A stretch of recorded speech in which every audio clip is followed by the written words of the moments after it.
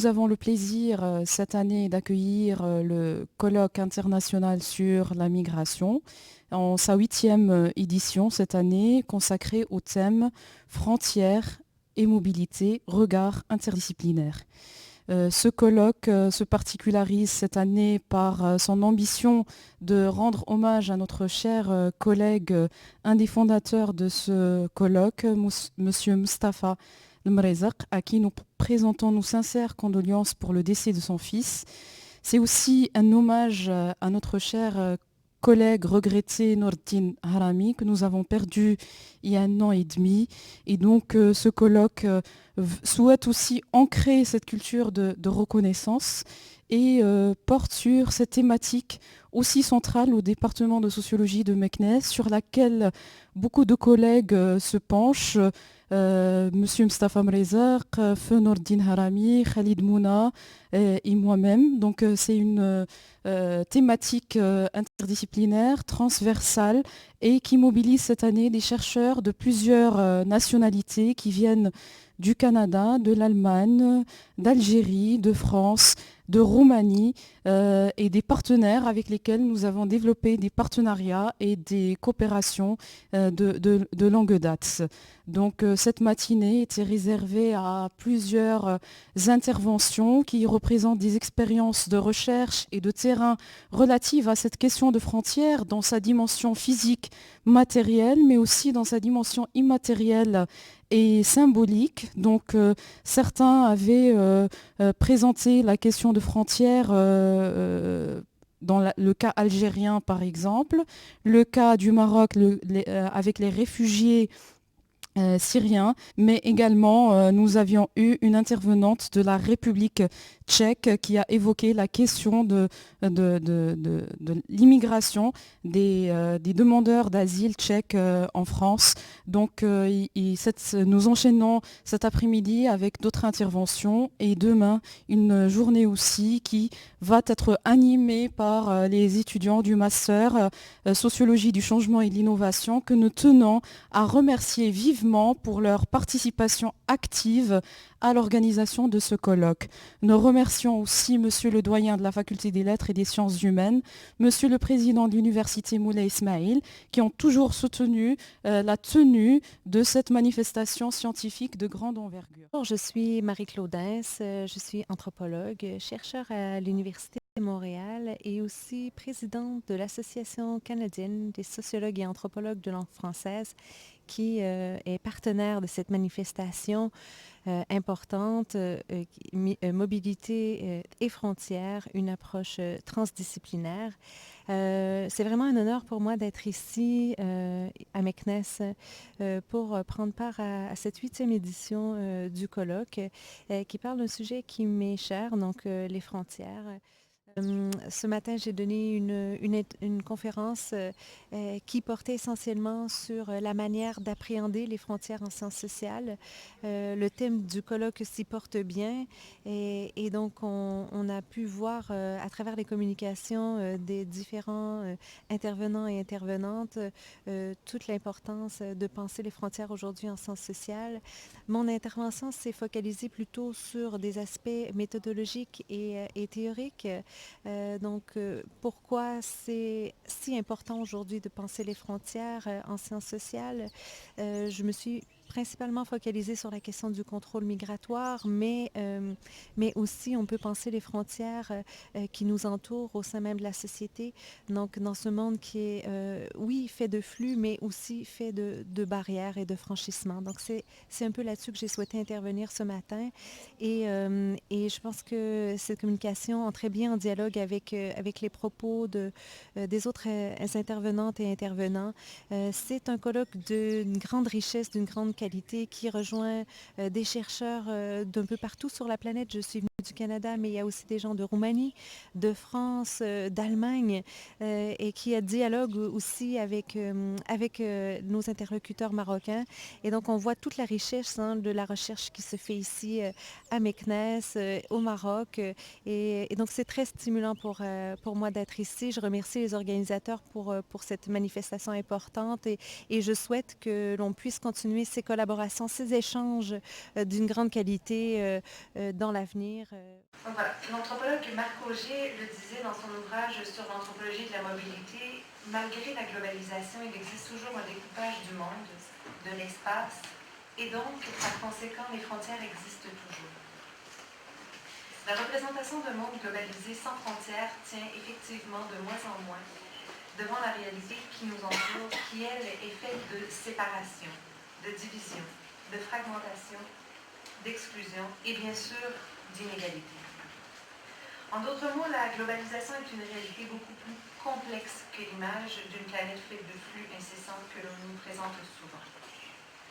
Comme nous le rappelaient Sandro Mezzadra et Brett Nielsen, loin d'avoir créé un monde sans frontières, la globalisation a engendré une prolifération de frontières.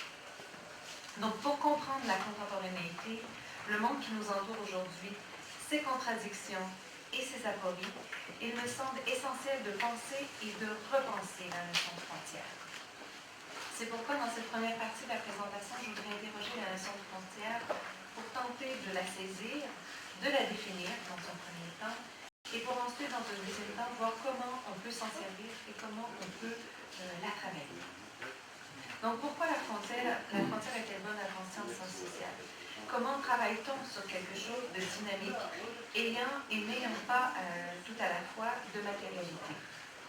Comment penser la matérialité de la frontière, ses fonctions et ses effets? Comment travailler sur les sujets qu'elle produit? Telles sont les questions auxquelles je me propose de répondre en partie dans le cadre de cette communication. En somme, je propose de me centrer sur la manière d'appréhender la frontière en sciences sociales, à la fois d'un point de vue méthodologique et d'un point de vue analytique et théorique, en la considérant d'abord et avant tout comme un processus. Donc la frontière peut être saisie, à mon sens, de trois manières distinctes, mais néanmoins concomitantes. Elle peut être examinée à partir de sa matérialité, de ses fonctions et de ses effets. En ce qui concerne sa matérialité, la géographe Alison Mons disait de la frontière qu'elle est aujourd'hui multiforme, qu'elle est de plus en plus diffuse et de moins en moins fixe, qu'elle est surtout souvent délocalisée. Ainsi, la frontière peut être une ligne, un point sur une carte, elle peut être un mur, un checkpoint, etc.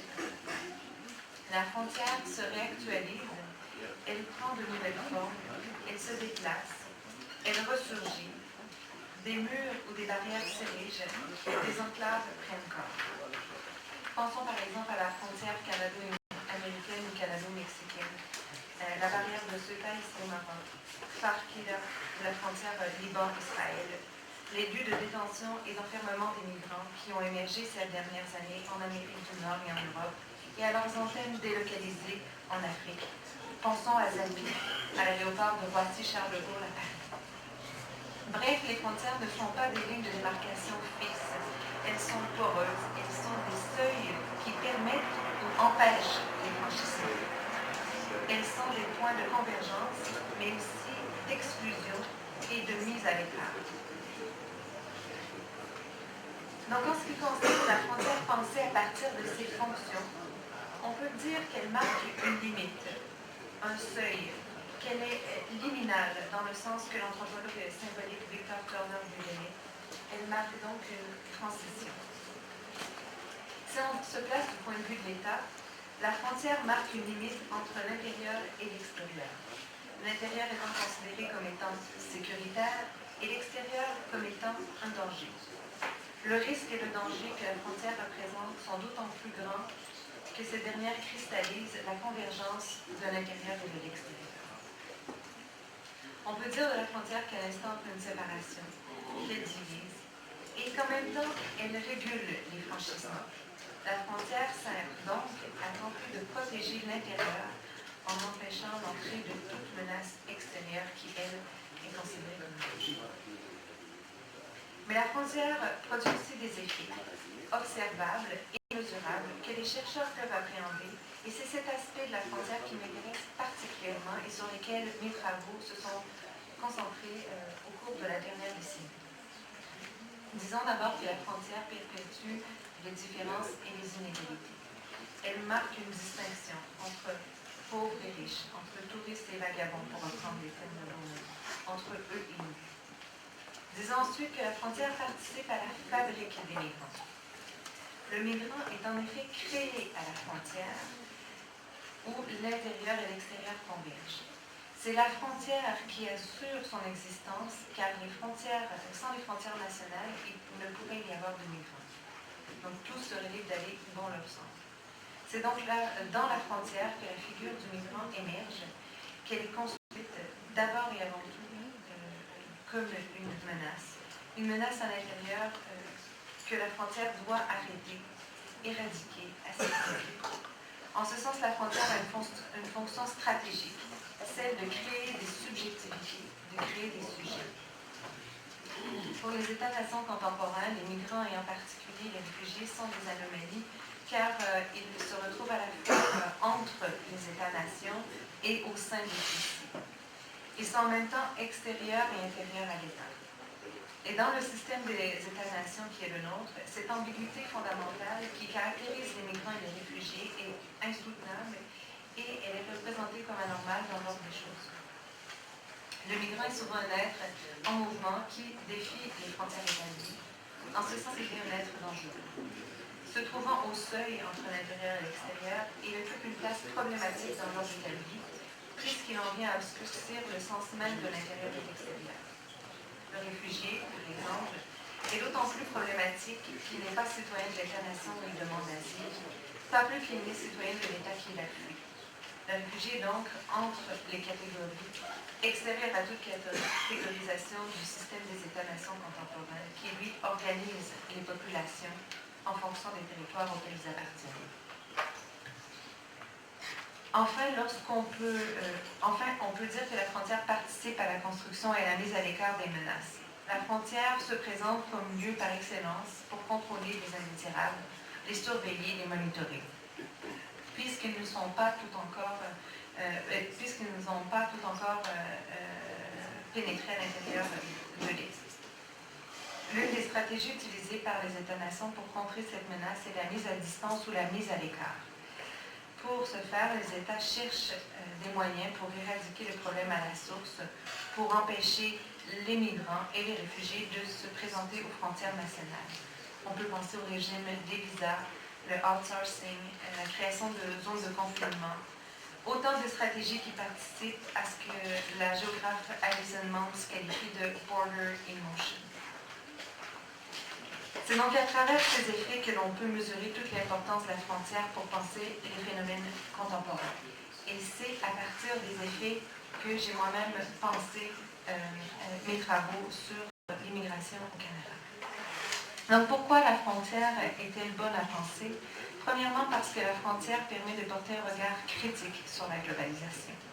Plutôt que de se focaliser sur les aspects, disons, positifs de la globalisation, comme les mouvements, l'hybridité, la diversité, les cosmopolitismes ou encore les reconstructions identitaires, en déplaçant la focale sur la frontière, on s'attaque à ce que Hilary Cunningham appelait la question des obstacles croissants que les individus, en particulier les moins favorisés, rencontrent lorsqu'ils tentent de franchir les frontières nationales. On comprend alors que la mobilité est stratifiée et qu'elle est hautement régulée.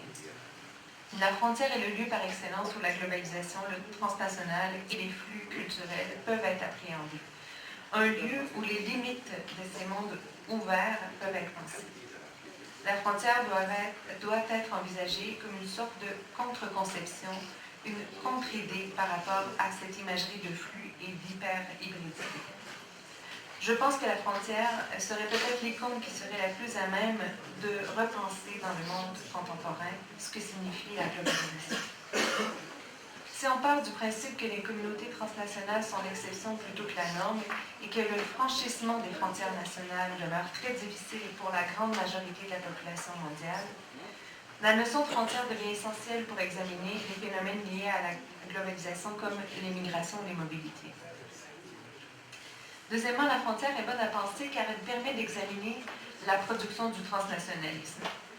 En effet, les frontières nous permettent d'examiner et d'identifier la manière dont le transnationalisme est produit, en revisitant des notions qui lui sont liées, telles que celles de réseau et surtout celle de franchissement. Utiliser la notion de franchissement des frontières, par exemple, permet de penser le moment où la différence se renforce, où les structures de pouvoir sont mises à nu.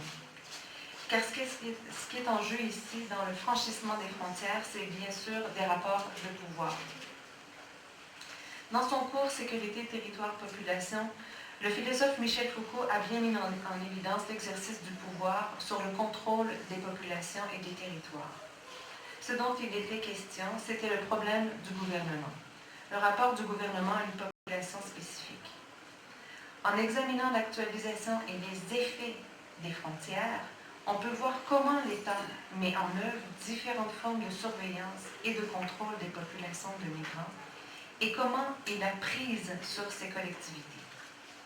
Cela permet aussi d'explorer quels sont les mécanismes de sécurité qui entrent en jeu dans la gestion de l'immigration et comment les circulations sont contrôlées.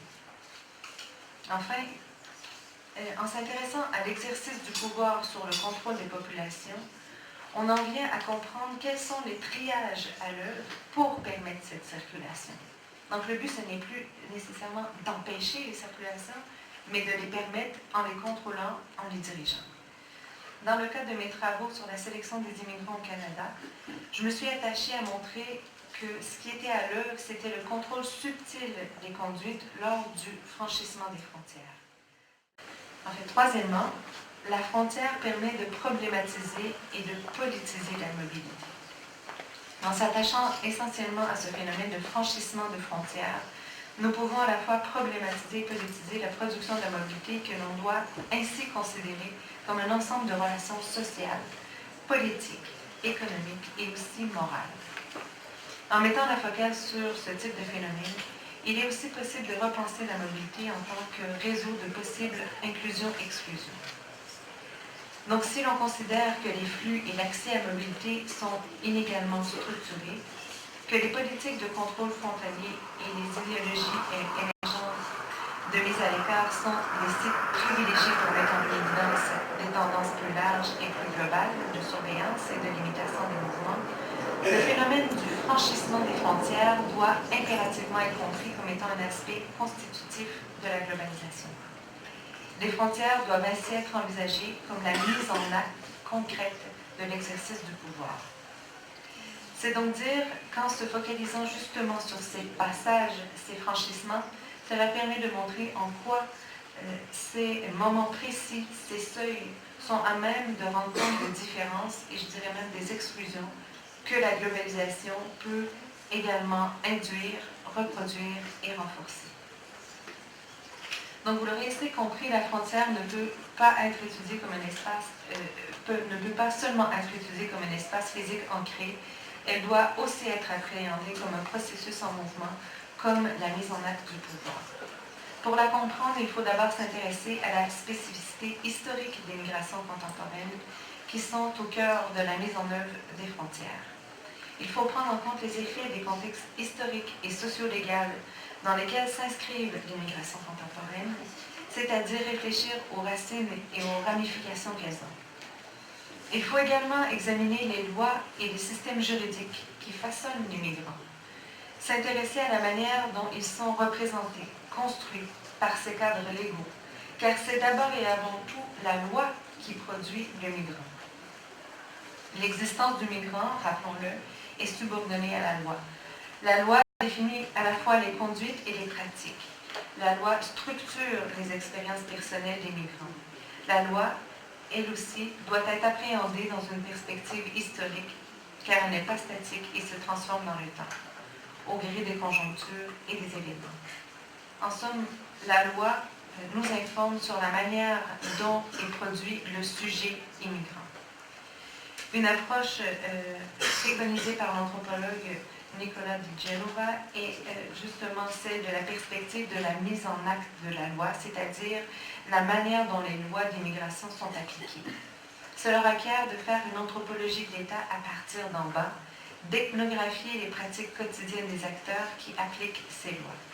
Donc, quelles sont les stratégies, les pratiques et les processus et procédures qui entrent en jeu, comment ces lois sont mises en œuvre et surtout quels effets produisent ces lois.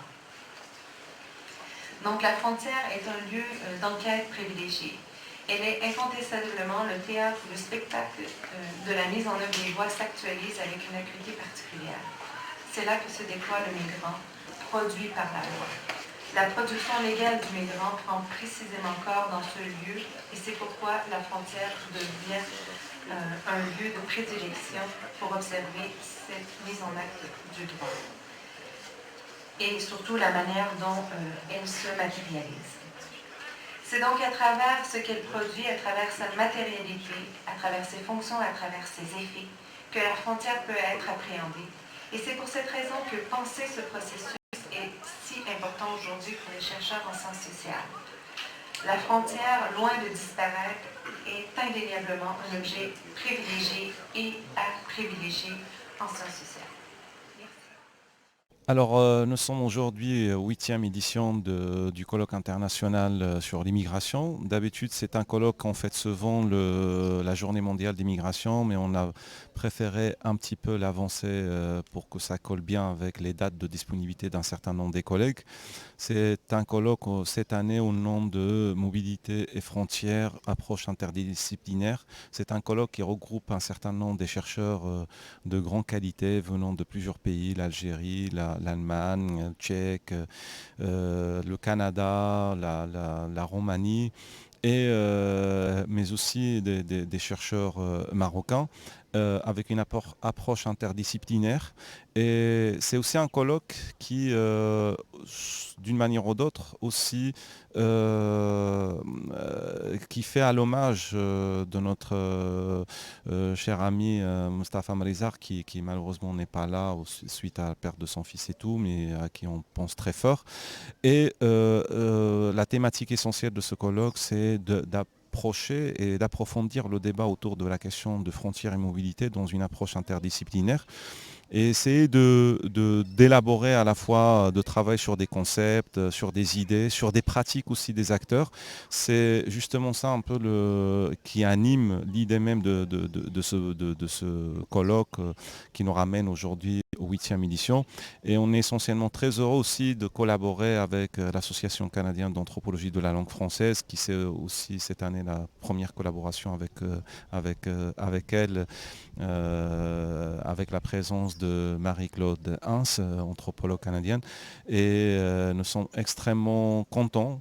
Je tiens à remercier nos étudiants du master, les collègues pour cette belle organisation qu'on a réussi à faire. Sans oublier bien évidemment, ce colloque n'aura pas lieu sans le soutien d'un certain nombre de partenaires essentiels pour nous. Je les citerai, l'Université Moulay Ismaïl, la fac de lettres et de sciences humaines de Moulay Ismaïl, le ministère des MRE, le CNDH, la région Fas Meknès, mais aussi la mairie. Toutes et à tous, je suis vraiment ravie de pouvoir être ici. J'étais choisie à l'accueillir à ce colloque un peu au hasard, ou peut-être pas, mais en tout cas c'est un grand honneur et une surprise de pouvoir être là aujourd'hui. Merci encore. Je vais vous parler d'une partie de ma thèse qui est en cours en anthropologie sociale. J'ai une approche qui est un peu différente et qui est extrêmement qualitative, qui est assez qualitative. Je vais vous présenter des résultats qui ne sont pas tellement quantifiables, mais qui peuvent intéresser certains.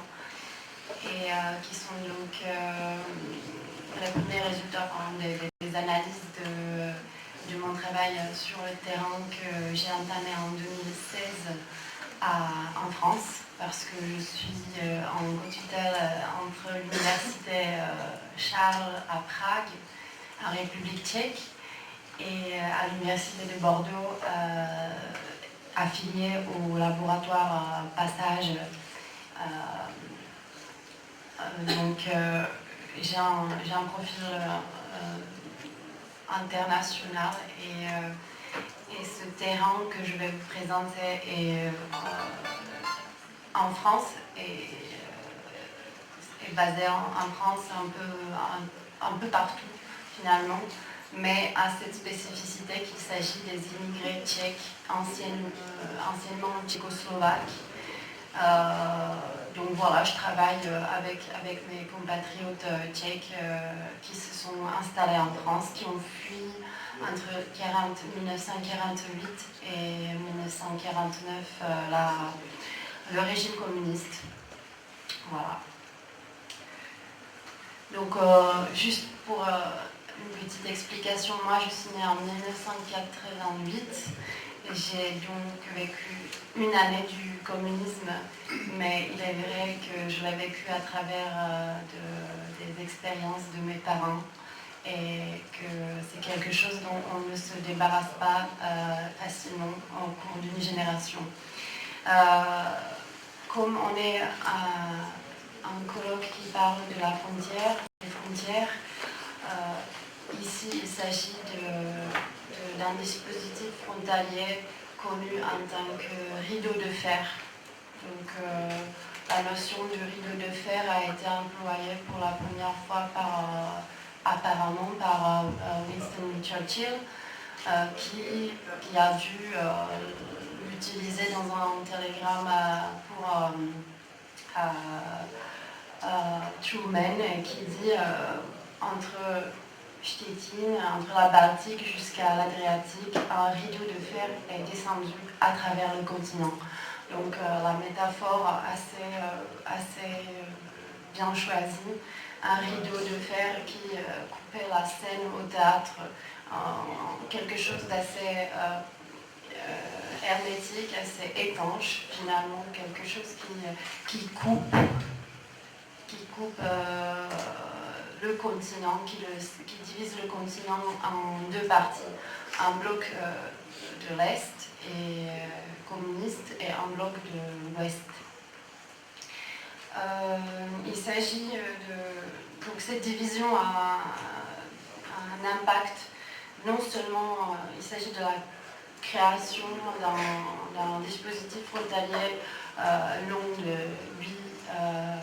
8500 km avec des barbelés, par pays, ça variait de pays par pays, mais avec des contrôles frontaliers assez importants. Et donc c'est le déclenchement du phénomène de la guerre froide et la création de ce qu'on appelle le bloc de l'Est, que j'appellerais en citant Erving Goffman l'institution totale. Donc une institution totale qui est dans le concept idéatypique qui désigne un lieu de résidence et de travail où un grand nombre d'individus placés dans la même situation, coupés du monde extérieur pour une période relativement longue, mènent ensemble une vie recluse dont les modalités sont explicitement et minutieusement réglées. Enfin, on utilise ce terme pour des hôpitaux, des monastères, des casernes et d'autres institutions.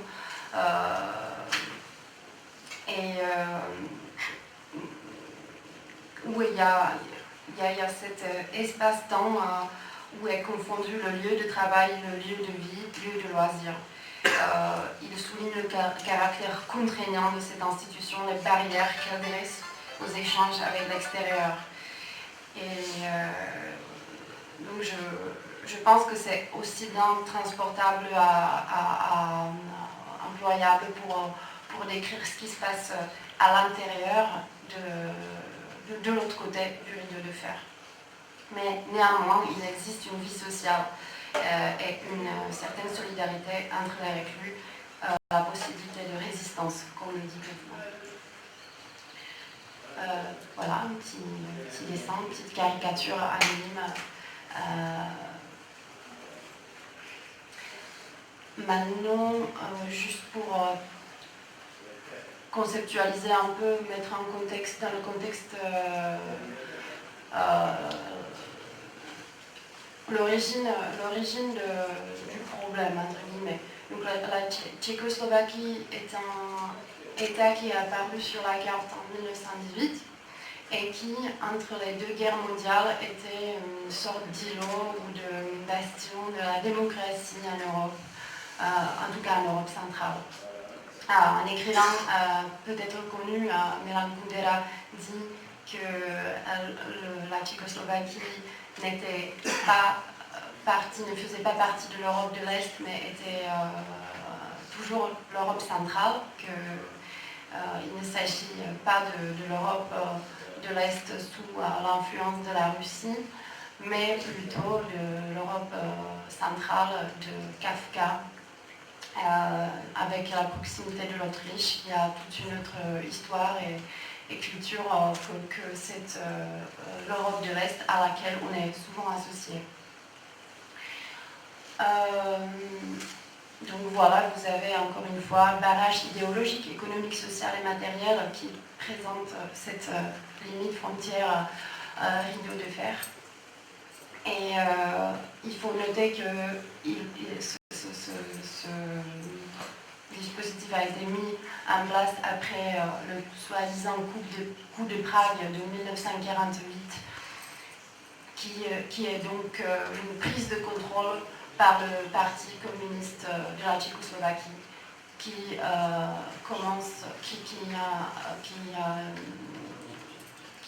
donne cette institution totalitaire qui ne finira que dans les années 90, 1989, par la révolution de velours, dont on a fêté les 30 ans récemment. Et évidemment, le mouvement de personnes, de biens et d'idées est soumis à un contrôle et aux nombreuses restrictions pendant ce temps.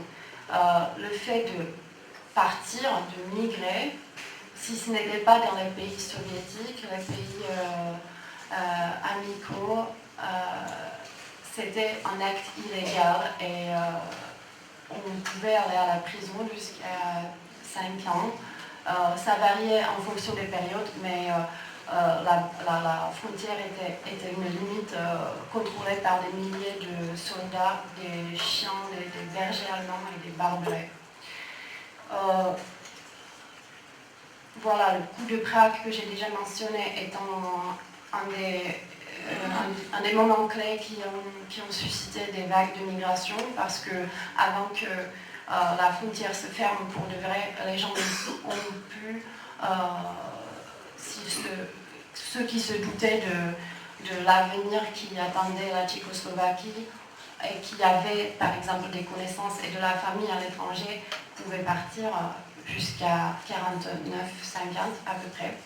Ensuite, après les années 50 qui étaient assez difficiles, très dures, connues pour les purges et les processus avec les opposants politiques, on a une période d'un relâchement qui est connu comme printemps de Prague. Ce printemps de Prague commence dans les... J'ai l'impression que je crache dans le micro. Ce printemps de Prague commence environ 63-64 et va avec une période je vais aller un peu plus vite, je pense. Donc, printemps de Prague, pour ceux qui ça les intéresse, je répondrai après. Et après, ce printemps de Prague est brutalement écrasé avec l'invasion de chars, de troupes du pacte de Varsovie en 1968, après lequel donc, tous les espoirs d'une certaine démocratisation et d'un relâchement, d'une ouverture du régime sont complètement finis, et arrive la période connue comme la normalisation. Et ensuite, qui est le retour vers le régime sévère et restreint avec les contrôles, avec impossibilité de partir, de quitter le pays. Et ensuite, en 89, on a la révolution de velours, dont l'acteur principal était Václav Havel, et une nouvelle possibilité, et surtout en 2004 aussi avec l'entrée de la maintenant République tchèque en Union européenne, mobilité globalisée, une espèce de mobilité fluide qui comprend les Nous sommes là à 8e édition d'un colloque que nous organisons chaque année à la Faculté de Lettres et des Sciences Humaines à Meknès. Cette année, nous avons choisi de traiter les liens entre mobilité et frontières. Donc les deux thèmes sont tellement intéressants qu'on a essayé de lier entre eux, entre les deux thématiques, les frontières et les migrations. Nous avons opté pour une approche pluridisciplinaire parce que d'ailleurs le problème des frontières comme celui de la migration, il est abordé par plusieurs disciplines. Donc pour les frontières, c'est certainement les géographes qui se sont intéressés les premiers aux frontières physiques, naturelles, mais aussi à les anthropologues qui s'intéressent aussi au thème des frontières. Donc cette 8e édition est accordée spécialement à cette thématique avec une approche des sociologues et des historiens. Le matin, c'était essentiellement les sociologues. Cet après-midi, nous sommes un certain nombre d'historiens à traiter des thématiques des frontières en liaison avec la migration. Le cas de Milia au Maroc, le cas de l'Europe centrale entre la Grèce et la Roumanie, entre la Grèce et la Turquie. Il s'avère intéressant cette approche historique pour donner une vision très générale de cette thématique et nous allons continuer dans cette optique d'interdisciplinarité. Aujourd'hui, je tiens à vous présenter une communication qui est le fruit d'un travail de ma thèse doctorale que j'ai faite sur les frontières algériennes. La thèse en question a été effectuée au niveau de l'université de Bijaya en co-tutelle avec l'université de Moscou. Voilà, donc j'ai cité pour présenter cette communication l'axe thématique comment se manifestent les frontières à travers les pratiques des acteurs. Donc, pour bien développer notre communication, on a choisi le thème économie des frontières, immigration transfrontalière en Algérie. C'est-à-dire qu'à travers les frontières de l'Algérie, étant au centre des pays de la région du Maghreb central et de l'Afrique du Nord en général, je pourrais avoir une idée sur le fonctionnement de ces réseaux de l'économie informelle, parce qu'il s'agit d'économie informelle au niveau des frontières, mais également de mobilité de ces acteurs au niveau de cette région. Voilà.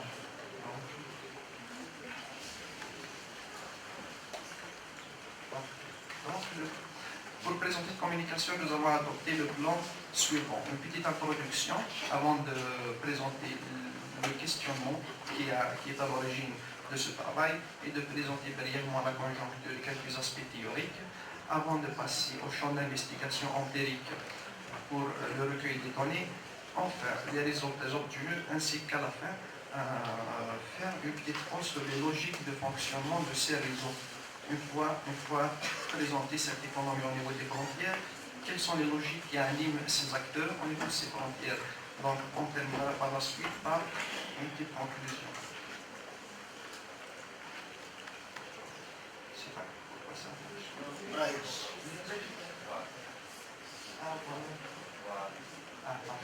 Parce qu'il y a des photos.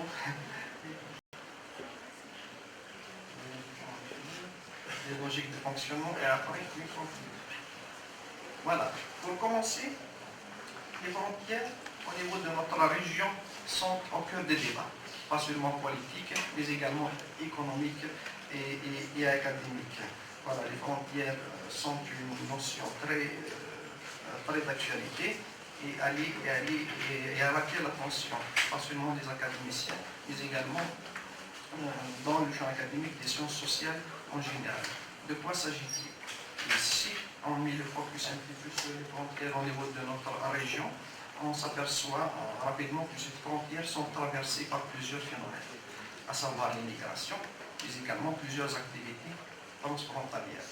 Et du coup, les frontières, que ce soit au niveau de notre région ou dans les autres régions du monde, sont également au centre des débats et des mouvements qui animent notamment l'Europe et les autres pays, les mouvements populistes et nationalistes, interroge ou bien remet en cause la notion de frontière dans son existence matérielle. Donc ça, c'est pour dire l'intérêt des frontières dans pratiquement toutes les sociétés du monde. Je m'attarde un petit peu sur l'économie des frontières. En fait, cette économie de fait, elle est pratiquement informelle. Et cette économie en Algérie, c'est une économie qui est très peu explorée. On a des études, il y a des acteurs qui s'intéressent à l'économie informelle, mais beaucoup plus dans ces aspects liés ou bien aux services, à la formalité monétaire, etc. Par contre, cette économie au niveau des frontières, jusque-là, n'a pas été explorée ni par les académiciens et par les autres acteurs de la société. Donc voilà l'intérêt de notre intervention. Et sans revenir, sans s'attarder sur la notion des frontières, ni sur l'historique des instruments ou des conventions de sa délimitation, ou bien sur toutes les lois qui régissent la gestion des frontières, nous allons vous présenter la nature de ces activités informelles au niveau des frontières à travers une matrice, à savoir les activités transversales, c'est-à-dire qui animent toutes les frontières, à savoir Est, Ouest, Sud et Nord, et après on passera à la construction des filières spécifiques, c'est-à-dire l'économie informelle propre à chaque région. Voilà.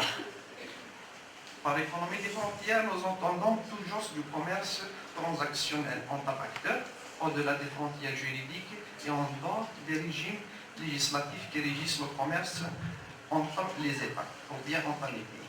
Et par migration transfrontalière, nous entendons l'ensemble des acteurs, ou bien de ces réseaux qui animent, ou bien qui sont à l'œuvre dans l'exercice de cette économie informelle au niveau des frontières.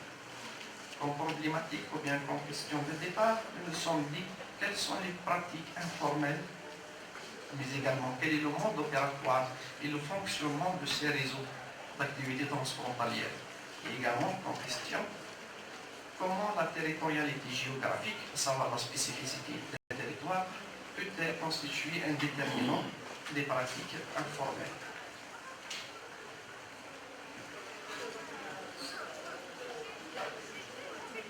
Voilà.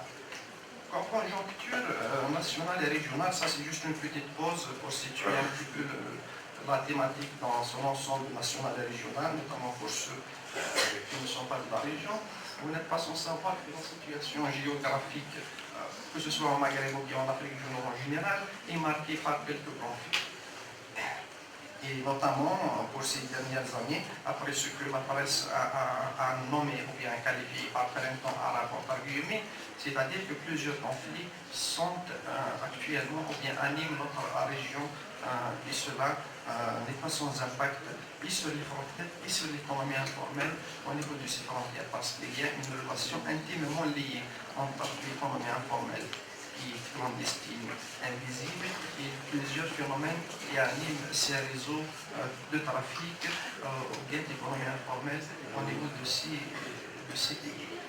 Et voilà, donc le contexte régional est marqué par une certaine instabilité politique, ça au niveau de la région d'Afrique du Nord, et la conjoncture nationale, c'est-à-dire de l'Algérie, est marquée par une double contrainte, à savoir un choc économique externe et ce qui a commencé depuis l'été 2014, qui est dû à la chute des prix du baril du pétrole, qui ont perdu à peu près plus de la moitié de leur valeur sur les marchés internationaux, ce qui n'est pas sans impact sur l'économie qui est dépendante à plus de 95% de ses recettes ou bien de sa fiscalité pétrolière. Et la deuxième contrainte n'est pas économique mais politique et qui est toute récente et liée notamment à un mouvement populaire d'ampleur inédite et qui remet en cause toute l'architecture institutionnelle et politique du pays et qui demande une refonte globale du système. Voilà, si on revient aux frontières au niveau du sud de l'Algérie, c'est-à-dire toutes les frontières que nous partageons avec la région sahélo-saharienne. Ces conflits qui sont à l'œuvre, qui existent au niveau de nos frontières, ne sont pas sans impact sur cette région qui a des frontières pratiquement énormes, que ce soit avec le Mali, le Niger, etc. Notamment après l'éclatement de la crise libyenne et la chute du régime de Kadhafi, ce qui a provoqué une perte de contrôle sur la circulation des armes au niveau de toute cette région, ce que nous allons voir par la suite.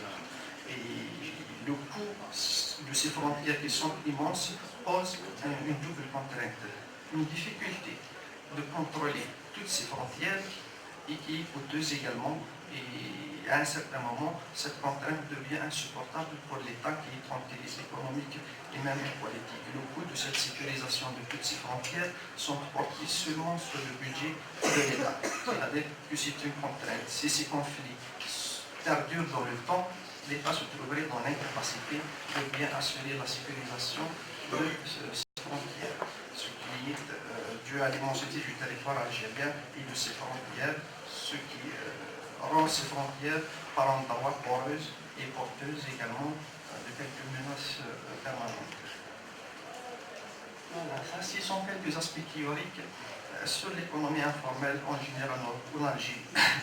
C'est-à-dire que cette économie a existé tout au long de l'histoire contemporaine du pays, que ce soit durant la colonisation, ça a été une économie informelle de survie, c'est-à-dire que les indigènes qui étaient là en tant qu'humains sont appelés à assurer leur survie et travailler dans le secteur de l'agriculture, notamment au service des colons. Et après ça, l'accession à l'indépendance en 1962, cette économie a été marquée dans le régime adopté de 62 jusqu'à 69, le régime d'une économie planifiée, dirigée ou bien socialiste, l'existence de deux secteurs, l'un qui est sous le contrôle et le monopole total de l'État, alors qu'un autre qui est parallèle s'est construit à l'ombre de cette économie. Et après la chute du mur de Berlin, le changement de l'orientation économique du pays, d'une économie dirigée vers une économie de marché, ou bien une certaine libéralisation, a produit une certaine illégalisation dans la pratique économique, à savoir l'inadaptation de l'arsenal juridique et institutionnel à une économie, à une période de transition d'une économie socialiste vers l'ouverture. Et pour en arriver aux frontières, à savoir de nos jours, cette économie qui a existé tout au long de l'histoire a pris d'autres aspects, à savoir un temps à s'internationaliser, à savoir à travers nos frontières, et c'est ce que nous allons voir tout au long de cette intervention. Cette mondialisation qui est à l'origine de l'intensification de ces échanges transversaux entre pays a été accélérée par la mondialisation et a défraîchi le terrain à l'émergence de nouveaux segments de cette économie informelle. Donc nous avons vu jusque-là que cette économie qui a existé a muté dans le temps, tout comme dans l'espace. Et l'Aïoun, qui est Tarf. Et au niveau des frontières sud de l'Algérie, nous avons choisi Tamanrasset, qui est une ville de l'extrême sud algérien. Une ville qui est en connexion avec tous les mouvements, que ce soit migratoires ou bien d'économie informelle, qui proviennent de ces pays du Sahel. Et pour analyser la frontière maritime, à savoir par le pays ou bien à travers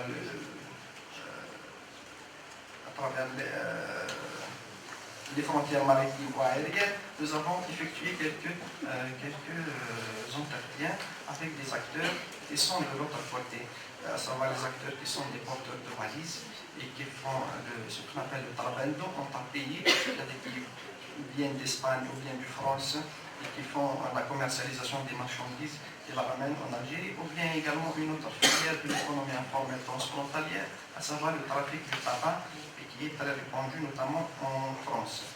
C'est-à-dire que la méthode a été d'observation socio-anthropologique, à savoir qualitative, et la technique, ce sont des entretiens semi-directifs, et en arrivant au résultat, nous allons vous présenter les résultats pour chaque frontière, à savoir pour chaque frontière, présenter les produits entrants et sortants de cette économie, et après mentionner la spécificité de cette économie au niveau de chaque frontière, et avec quelques photos que nous avons prises lors de nos enquêtes.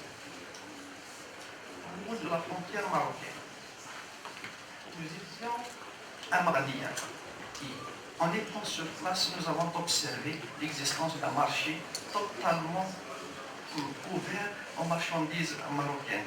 Il s'agit presque d'une zone de libre-échange, mais informelle, entre guillemets, qui existe au niveau de cette région. Et la spécificité de cette frontière, c'est qu'il s'agit d'une frontière qui est fermée depuis pratiquement 1994. Mais la spécificité, c'est qu'elle est fermée, mais l'existence de cette économie informelle, ou bien de ces acteurs et de ces échanges, est très dynamique. Contrairement aux autres frontières qui sont ouvertes, mais qui n'ont pas une dynamique importante au niveau de circulation, ou bien de mobilisation des réseaux. Voilà, là on passera à l'exposition des directions de cette économie informelle, à savoir celle qui est sortante et celle qui est entrante en Algérie ou bien depuis l'Algérie. À propos de l'économie informelle sortante de l'Algérie, nous avons un produit transversal et qui touche pratiquement toutes les frontières du pays. C'est-à-dire que le décalage des prix quant à ce produit en Algérie et dans ces pays voisins fait que des acteurs s'adonnent à l'exercice de ce trafic pour tirer profit ou capitaliser le décalage des prix qui existe entre les pays. Donc le trafic du carburant, c'est une activité très pratiquée, mais qui s'adapte également aux paramètres de la frontière. Par exemple, le trafic de cette activité de ce carburant au niveau de la frontière Est se fait, mais avec un mode opératoire différent. Si on compare avec les autres frontières du pays, au niveau de la frontière marocaine qui est fermée par exemple, on fait le transport de ce produit, mais avec des mulets, etc., pas avec des voitures, comme on fait avec les autres frontières. C'est-à-dire que les produits subventionnés par l'État, que ce soit le carburant ou bien les produits à large consommation, font l'objet de ces activités informelles. Et par la suite, nous avons quelques produits spécifiques à chaque frontière, ça va les produits cosmétiques ou bien les pièces détachées, etc. Et à propos de l'informalité entrante vers l'Algérie, au niveau de cette frontière ouest, nous avons la filière spécifique du cannabis et une activité entrante vers l'Algérie. Et par la suite, nous avons d'autres produits, ou bien carrément d'activité, à savoir les habillements traditionnels, les produits électroniques, parfois qui proviennent des contrées de certains liens, et quelques fruits et légumes, et chocolateries, etc. Et là, nous avons quelques photos. Là, c'est la frontière algéro-marocaine, par exemple, qui est fermée avec des tranches utilisées en milieu. Et nous avons même fait quelques photos de quelques produits qui provenaient du Maroc et qui se vendaient au niveau de cette frontière. Voilà. Et au niveau de notre frontière est, voilà, la conjoncture au niveau de cette frontière elle est très dynamique parce qu'ouverte. Et pour faire vite, parce que je pense qu'on est pratiquement dans le temps, l'activité spécifique au niveau de cette frontière, c'est le trafic du corail.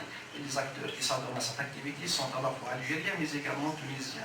Le produit existe au niveau des côtes d'Al-Qala et de Marniya, et il attise l'intérêt de ces acteurs. Et par la suite, nous avons également les produits transversaux, à savoir le carburant, les denrées alimentaires, la cigarette, de l'alcool, la circulation de personnes avec des classiquements distincts, le trafic d'animaux, de vêtements et une informalité monétaire, c'est-à-dire des acteurs qui effectuent le change de monnaie au niveau de ces frontières. Et à propos de l'informalité entrante vers l'Algérie depuis la Tunisie, il y a l'existence de trafic d'armes, à savoir des pistolets qui se vendent et qui se récupèrent depuis la Libye. Par la suite, nous avons quelques produits artisanaux, de textiles, de friterie, ou bien de pâtes, de friandises, mais de véhicules également. Ça, ce sont quelques photos que nous avions prises, à savoir les chaînes interminables des véhicules au niveau de cette frontière. Voilà les véhicules qui détiennent une plaque d'immatriculation tunisienne. Voilà. Ça, c'est la frontière. Ça, c'est le trafic de tabac et le trafic du carburant. Et pour en finir, je suis arrivé à la frontière sud. La conjoncture au niveau de cette frontière est très difficile, parce que effectivement les frontières sont semi-fermées pour les conflits qui existent au niveau de cette région. Cette région est peuplée notamment par les Touaregs qui ont des aspects particuliers et qui exercent depuis la nuit des temps un commerce qu'on appelle un commerce de troc, qui est un prolongement du commerce caravanier entre ces nomades qui habitent le nord du Mali, le sud de l'Algérie, l'est de la Libye, le nord du Niger, etc. Et à propos de l'informalité sortante de l'Algérie vers les pays du Sahel, on a les chercheurs d'or, c'est-à-dire des acteurs de plusieurs nationalités africaines qui viennent au sud pour chercher avec des détecteurs du métaux, des marteaux-piqueurs, etc., l'or qui existe pour le revendre par la suite. Nous avons, comme toutes les frontières, le carburant et après quelques produits alimentaires, électroménagers et électroniques. À propos de l'informalité entrante vers l'Algérie depuis ces pays du Sahel, nous avons les armes qui est une conséquence de la conjoncture du Sahel et l'éclatement du conflit libyen. À la suite, on a l'artisanat, les textiles, quelques produits de médecine traditionnelle, quelques produits typiques du Sahel, à savoir le noix de coco, etc. Alors, ce sont quelques photos, par exemple, que nous avions prises à Tamanrasset. Ce sont les voitures de cette activité et les objets qui proviennent de ces pays du Sahel. Voilà, et ce sont des armes. Là, ce sont des chercheurs d'or. Voilà, et au niveau de la frontière nord, pour en finir avec ça, voilà, nous pouvons dire que l'informalité à travers la côte maritime aérienne s'exerce notamment au niveau du commerce international. C'est-à-dire qu'il y a une fraude sur les produits subventionnés par l'État, à savoir par exemple l'État qui subventionne le lait, et vous avez les acteurs qui utilisent cette poudre de lait pour faire d'autres produits à réexporter par la suite, comme le yaourt, le fromage, etc. Nous avons le commerce de la valise, à savoir des acteurs qui depuis l'étranger, notamment l'Espagne, la Turquie et la France, qui font l'achat de plusieurs produits, notamment vestimentaires, à revendre une fois rentrés au pays. Ça, c'est le trafic du cabas, c'est une filière dynamique. Et nous avons aussi les fausses déclarations, qui sont les surfacturations qui s'effectuent au niveau du commerce extérieur par les importateurs, qui surfacturent leurs marchandises pour les revendre après dans le circuit informel, c'est-à-dire pour l'Algérie, il y a deux secteurs, le secteur de change au niveau des banques et le secteur informel où la différence est de 30%, ce qui attire l'intérêt de ces acteurs. Voilà, pour en finir avec la logique, nous avons des acteurs qui sont dans une logique de subsistance, comme les petits exécutants, dans cette chaîne humaine, mais nous avons également des acteurs qui sont animés par une logique d'accumulation, à savoir faire le maximum d'argent en moins de temps. Voilà, donc nous avons là en face une configuration humaine qui renvoie à une construction hiérarchisée à l'intérieur de ces réseaux, c'est-à-dire où il y a une personnalisation des tâches, où il y a une taylorisation des tâches, chacun effectue sa tâche et il gagne en fonction de l'effort qu'il fait, de moyens qu'il met en place et du risque qu'il court également. Voilà, donc c'est une sorte d'une auberge espagnole où tout un chacun tire son épingle du jeu. Et il y a un partage d'informations entre ces acteurs, ce qui fait que cette activité arrive à durer dans le temps, tout comme dans l'espace. Et les actes de corruption ne sont pas étrangers à ce système, c'est-à-dire qu'une frontière existe, mais qui pratiquement se supprime quant à la relation qu'entretient ces acteurs avec les agents de l'État.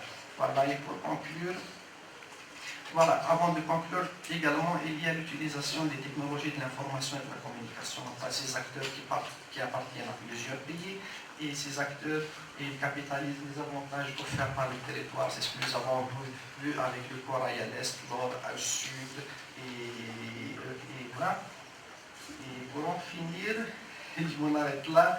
On peut dire que cette informalité ou bien cette économie au niveau des frontières entretient des relations non seulement avec le secteur formel du pays, mais également avec celui des pays de voisinage.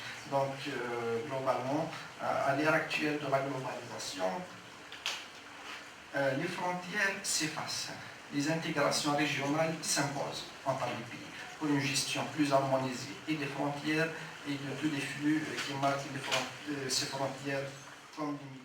Beaucoup de choses ont été dites sur les frontières et la mobilité. Mon intervention sera consacrée à une étude qui a été faite sur les réfugiés syriens au Maroc. Alors, comme plan, nous allons voir le contexte de l'étude, une présentation, la méthodologie du travail et présenter quelques résultats et finir par des conclusions. Franchir les frontières géographiques n'est que la première étape de la trajectoire migratoire des migrants, parce que dès qu'ils arrivent au pays de destination, ils se heurtent à des frontières d'ordre social, économique et juridique. Le Maroc, comme pays d'accueil, a connu depuis 2011 un avènement massif des réfugiés. Il est devenu un pays de concentration de ces migrants pour joindre l'autre rive, qui est le territoire européen. Selon le Haut Commissariat pour les réfugiés, la grande majorité de ces derniers et les demandeurs d'asile sont d'origine syrienne. Selon cet institut, ils ont dépassé 3062 personnes en 2017. Donc cette étude a été faite en 2017. En août 2012, le Maroc a mis en place un hôpital en Jordanie pour supporter cette population, exactement dans le camp de Jafari. Ainsi, il a offert la possibilité à cette population de joindre le territoire marocain. Donc cette situation a suscité en nous une réflexion sur les conditions de ces migrants au Maroc, et aussi de chercher à mesurer les perceptions de la société marocaine envers cet avènement massif. Alors cette étude a été réalisée autour de deux dimensions. La première, c'est juridique. Il vise donc à faire comme un inventaire des lois et des règlements qui visent l'intégration et l'accompagnement de cette population. La seconde est autour de la dimension socioculturelle qui vise l'étude des réactions des Marocains envers l'accueil des réfugiés. Alors comment la société marocaine se positionne par rapport à cet événement des réfugiés syriens qui ne cesse pas d'augmenter et à la lumière, bien sûr, des problèmes que connaît notre pays. Alors, comme j'ai déjà dit, il y a deux parties dans cette étude. La première est sous forme d'une documentation. La deuxième, c'est une étude qualitative qui vise 211 personnes anonymes, presque 60% femmes et 60% hommes, de nationalité marocaine, et la sélection est faite aléatoirement. En ce qui concerne le questionnaire, il y a deux parties. La première, c'est pour décrire le profil des participants. La deuxième, c'est pour interroger leur perception. Passons à la première partie de ce travail, qui est la revue documentaire. Donc après qu'on a réalisé cette revue, on a trouvé qu'il y a tout un ensemble de lois qui ont été mises en place par l'État depuis 1957 qui visent la régularisation de la situation de cette population.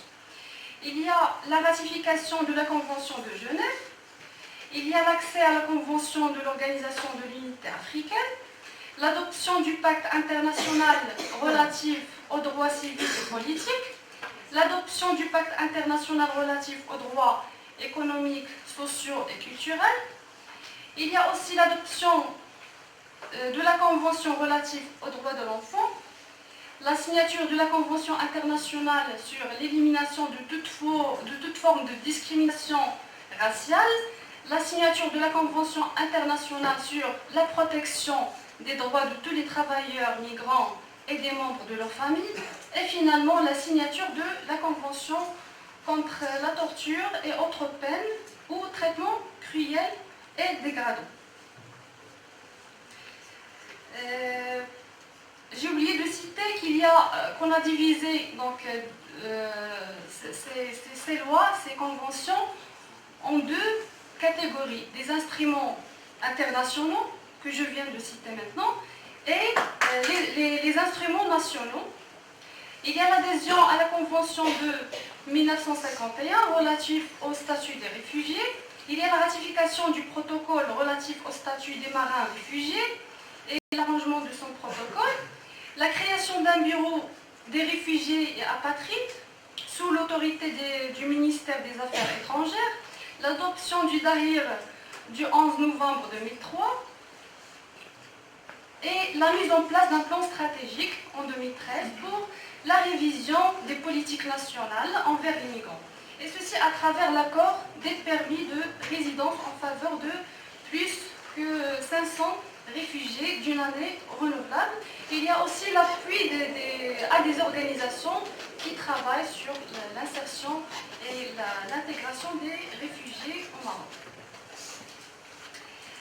Concernant la deuxième partie de l'étude, la première partie du questionnaire, il s'agit donc de quelques questions qui donnent une idée sur les participants. Il y a la répartition genrée de cette recherche, comme vous voyez, indique que un nombre important des femmes comme des hommes. La répartition de la population par sexe, c'est, donc, comme vous voyez, presque c'est moitié-moitié. La majorité des participants sont des jeunes, compris 26 et 35 ans. Ce groupe représente 30,33% de la population totale interrogée. Ensuite, ce sont les personnes dont l'âge est compris entre 36 et 45 ans. Ces proportions indiquent que la majorité des participants sont des actifs. L'examen du niveau d'instruction indique que la majorité des enquêtés ont un niveau universitaire. Ceci représente 64,92% de la population soumise à la recherche. Le graphique, comme vous voyez, indique un nombre décroissant avec le niveau d'instruction. Ainsi, le niveau secondaire et primaire indique respectivement 16,12 et 10,96%. Si la majorité donc, des participants sont de niveau d'instruction supérieur, il convient de noter que une proportion importante de nos enquêtés est célibataire. Passons maintenant à la deuxième partie du questionnaire. Il s'agit de voir la perception, d'analyser la perception des Marocains envers l'accueil des migrants. On a allé du général au spécifique. Quant à la question sur la perception de migration, la grande majorité des participants affirment que la migration est un choix. Donc 58,77. Par contre, 13,74 insiste sur le contexte pour avoir jugé est-ce que vraiment il s'agit d'un choix ou bien d'une obligation. Sur la perception d'accueil des migrants, quand on interroge les autres sur est-ce qu'ils sont d'accord avec ou contre ou avec l'accueil des migrants, à partir des résultats, il est évident que la majorité des personnes questionnées sont contre l'accueil des migrants. Ici, on parle des migrants en général. On n'a pas encore spécifié qu'il s'agit des réfugiés syriens. Mais quand on précise qu'il s'agit bien des réfugiés, on constate qu'il y a un changement au niveau d'adhésion de cette catégorie de migrants. Cela se manifeste par l'augmentation de pourcentage de ceux qui ont répondu par oui. Alors seulement 27,71% refusent l'accueil de migrants, quelle que soit leur nationalité. En ce qui concerne l'impact de l'accueil des réfugiés syriens, dans l'ensemble, 78,67% des personnes questionnées trouvent que l'accueil des réfugiés syriens au Maroc a un impact négatif. Et on a donné deux affirmations pour mesurer. Donc, en ce qui concerne la première affirmation, l'accueil des réfugiés syriens est bénéfique à l'économie du Maroc parce qu'il apporte de nouvelles opportunités de main-d'œuvre qui poussent le pays vers le développement. Dans l'ensemble, une grande majorité a manifesté un désaccord pour cette affirmation. Et donc ils ont rejeté cette idée. La deuxième affirmation, il est très dangereux de laisser les réfugiés entrer en raison de l'importante menace terroriste. Alors, on a trouvé que les craintes liées aux menaces terroristes sont partagées par 63,51% des participants de cette étude. Donc cette affirmation, pour certains, peut justifier ce refus qu'on a vu au début de l'étude.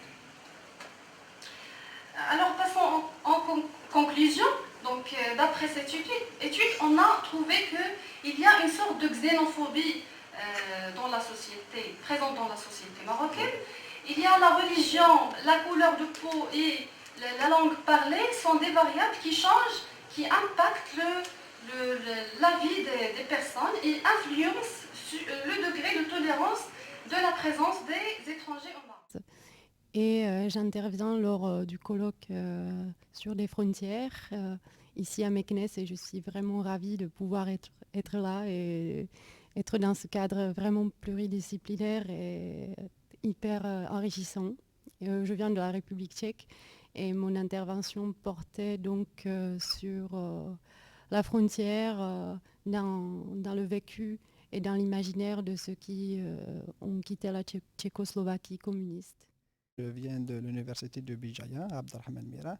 En fait, c'est dans le cadre du colloque international organisé par nos amis de l'université de Meknès ici et qui porte sur les frontières et les mobilités, et l'immigration internationale en général. Donc, je suis ici, j'ai présenté une intervention ce matin, une communication qui a porté sur le travail de ma thèse de doctorat.